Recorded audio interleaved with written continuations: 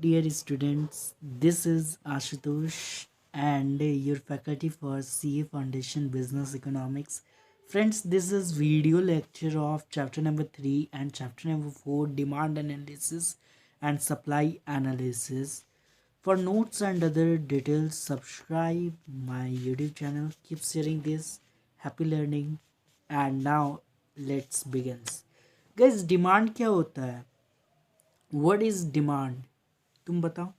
Demand is the desire backed by ability, यानी कि willingness भी होनी चाहिए और एबिलिटी टू पे भी होनी चाहिए. अगर ये दो कंपोनेंट्स प्रेजेंट है तो डिमांड कंस्टिट्यूट हो जाएगा. डिमांड कौन सा कॉन्सेप्ट है बताओ? फ्लो कॉन्सेप्ट है. Demand is a flow concept, क्योंकि ये पीरियड ऑफ टाइम मेजर होता है. ठीक है, और वही इसमें देख लेते हैं क्या दिया है. Demand is the desire of the commodity. Ability भी होना चाहिए, विलिंगनेस भी होना चाहिए टू पे a price at a particular period of time, and demand is the relative term. ठीक है, अब हम लोग देख रहे हैं फैक्टर्स अफेक्टिंग द डिमांड. हम लोग पहले तो डिमांड का एक एग्जांपल दे देते हैं.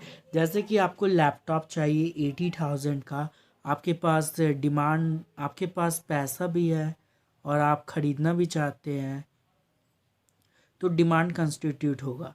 और अगर आप ख़रीदना नहीं चाहते हैं तो डिमांड कंस्टिट्यूट ही नहीं होगा. तो ये एग्जाम्पल था डिमांड का. अभी हम लोग देख रहे हैं factor affecting the demand. Demand को कौन कौन से फैक्टर्स अफेक्ट करते हैं. ठीक है, तो देखिए, प्राइस अफेक्ट करता है, इनकम अफेक्ट करता है, fashion, advertisement, taxation, expectation regarding the future price, population भी अफेक्ट करता है, एंड प्राइस एंड सब्सटीट्यूट भी अफेक्ट करता है, और कॉम्प्लीमेंट्री सब्सटीट्यूट गुड्स जैसे कि टी एंड कॉफ़ी एक के बदले यूज़ हो जाएगा, और वही कॉम्प्लीमेंट्री एक के साथ ही यूज़ होता है हमेशा, जैसे कि कार एंड पेट्रोल इसका एग्जांपल है. अब हम लोग देख रहे हैं law of demand. First law was purchase. It is qualitative statement describe by the doctor Alfred Marshall. Demand जो है वो क्वालिटेटिव स्टेटमेंट है described bye Alfred Marshall, and it was product of economic started in the year of 1890 में start हुआ था. When price is rise demand fall. Price rise करेगा, demand घट जाएगा.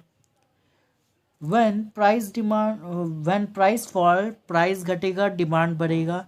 There is inverse relationship. तो यहाँ पर इनवर्स रिलेशनशिप है प्राइस और डिमांड के बीच में. प्राइस फॉल करेगा तो डिमांड राइज करेगा, और प्राइस राइज करेगा तो डिमांड फॉल करेगा. इनवर्स रिलेशनशिप है. Higher the price of commodity, smaller is the quantity demanded. Lower the price of commodity, large is the quantity demanded. ये इसका डिमांड शेड्यूल है. ये शो कर रहा है कि जो प्राइस है वो आपका घट रहा है, डिक्रीज हो रहा है, और क्वांटिटी डिमांड इंक्रीज हो रहा है. पहले 100 से 200 हुआ, 300 हुआ, 400 हुआ, 500 हुआ, और ये 5 4 3 2 1 ये प्राइस घट गया और क्वांटिटी डिमांड इंक्रीज कर गया. ये शो कर रहा है इनवर्स रिलेशनशिप. ठीक है, inverse relationship between price and demand.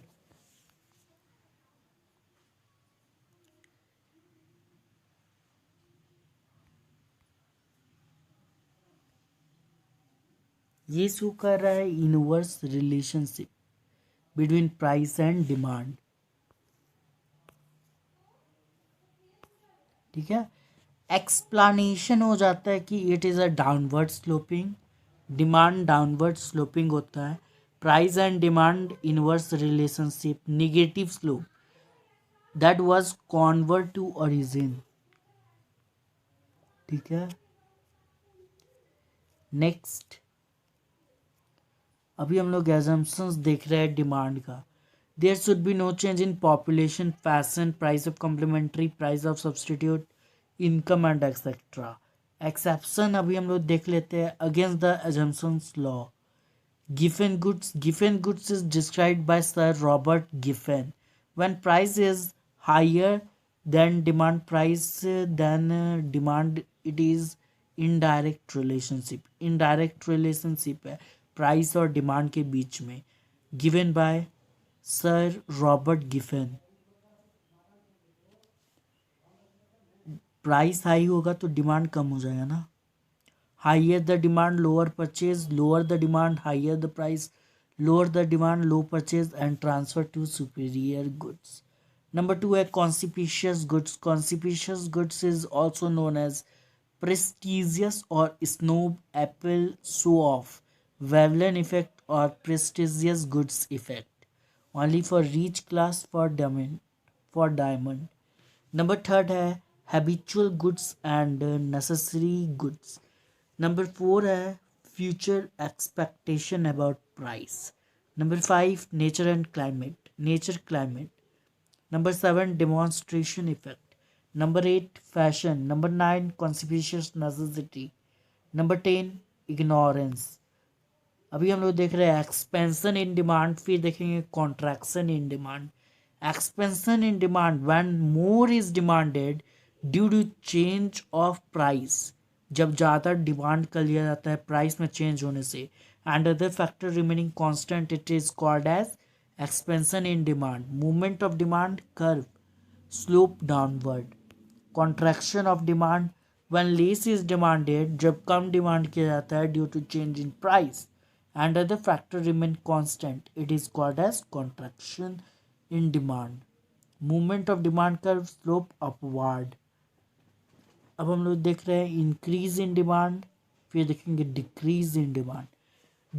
Increase in demand, demand increase due to other factor change but price remains constant. Explanation हो जाता है कि demand is increase due to other factor but price is constant. Demand curve shifted from left to right. While decrease in demand में हो जाता है कि demand is decrease due to change in other factor but price is remain constant, it is called as decrease in demand.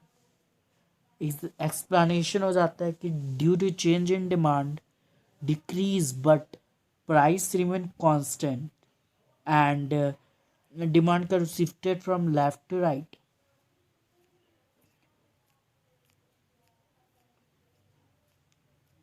अब हम लोग देख रहे हैं फैक्टर अफेक्टिंग सप्लाई.